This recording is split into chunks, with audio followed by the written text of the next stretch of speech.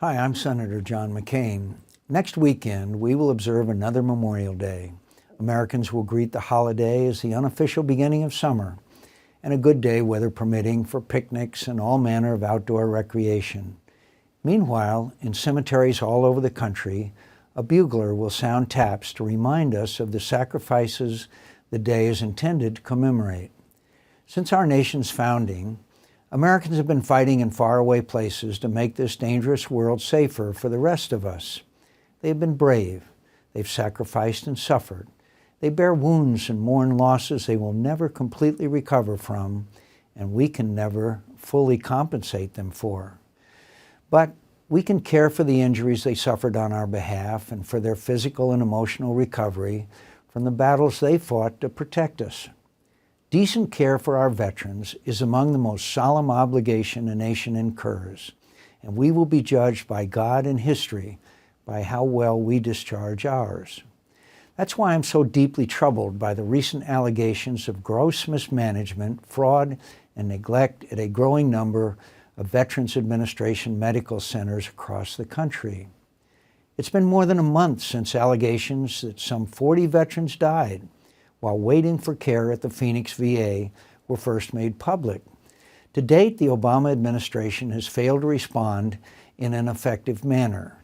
This has created in our veterans community a crisis of confidence toward the VA, the very agency that was established to care for them. At a town hall forum I hosted in Phoenix last week, the families of 4 veterans who passed away in recent months stood before a crowded room to tell their stories. With tears in their eyes, they described how their loved ones suffered because they were not provided the care they needed and deserved. They recalled countless unanswered phone calls and ignored messages, endless wait times, mountains of bureaucratic red tape, while their loved ones suffered debilitating and ultimately fatal conditions. Hundreds, if not thousands, of veterans have been made to suffer more or even passed away as a result of egregious mismanagement and scheduling delays at the VA. No one should be treated this way in a country as great as ours. But treating those to whom we owe the most so callously, so ungratefully, is unconscionable, and we should all be ashamed. The allegations of veterans dying while waiting for care and of quote-unquote secret wait lists used to conceal how long veterans are actually waiting for appointments were first made in my home state of Arizona in recent months. Since those initial reports, however, the scandal has gone nationwide, as similar allegations have come to light involving VA clinics and hospitals across America. Just last week, a VA health coordinator in Wyoming was found to have orchestrated a scheme to hide delays in care, admitting in an internal email, quote, "It is gaming the system a bit." In Georgia, 3 suicides were linked to pervasive mismanagement of the VA hospital's mental health unit. Altogether, similar reports of lengthy waiting lists and other issues have surfaced recently in at least 10 states. VA Secretary Shinseki has ordered a nationwide audit to look at the management practices at VA medical centers. Several employees have been placed on administrative leave, and the VA Office of Inspector General is investigating the Phoenix VA.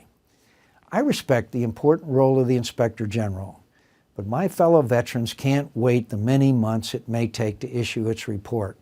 They need answers, accountability, and leadership from this administration and Congress now. Clearly, the VA is suffering from a systemic cultural problem that Congress cannot resolve with piecemeal responses. What's needed is a total refocusing of the VA on its core mission of serving veterans, stretching from its top political leadership all the way through to its career civil servants who, as recent reports suggest, may have been too often motivated by all the wrong incentives and rewards. Congress must also give VA administrators greater ability to hire and fire those charged with caring for our veterans. Most importantly, we must give veterans greater flexibility in how they get quality care in a timely manner.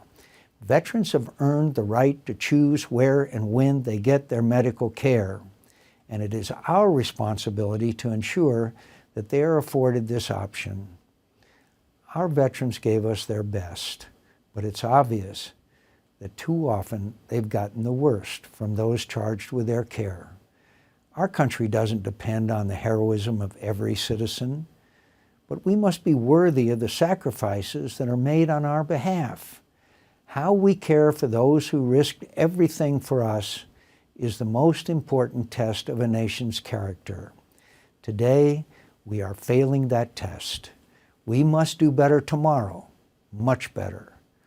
For the 9 million American veterans enrolled in the VA today, and for the families whose tragic stories we heard last week in Phoenix, who I know are still grieving their losses, it's time we live up to Abraham Lincoln's injunction, which serves as the VA's motto today, quote, "To care for him who shall have borne the battle and for his widow and his orphan," so that on some future Memorial Day, as we celebrate the beginning of summer and the comforts of life in a safe and successful country, we need not bow our heads in shame, but only in gratitude for the sacrifice made to keep it so.